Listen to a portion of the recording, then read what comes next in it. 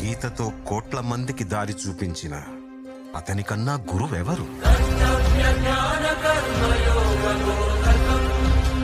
రక్షణ కోసం సముద్రం మధ్యలో ద్వారకా నగరాన్ని కట్టిన అతనికన్నా గొప్ప ఆర్కిటెక్ట్ ఎవరు? చూపుతోనే మనసులోని మాట చెప్పే అతనికన్నా గొప్ప సైకాలజిస్ట్ ఎవరు? వేణుగానంతోనే గోవుల్ని గోపికల్ని కట్టిపడేసే అతన్ని మించిన మ్యూజిషియన్ ఎవరు?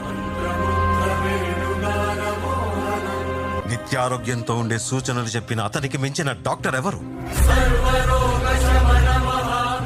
ధర్మం కోసం యుద్ధం చేయమని చెప్పిన అతన్ని మించిన వీరుడెవరు? అన్కంట్రోలబుల్ ఆర్పిఎం తో తిరిగే సుదర్శన చక్రాన్ని కంట్రోల్ చేసే అతనికి మించిన కైనెటిక్ ఇంజనీర్ ఎవరు?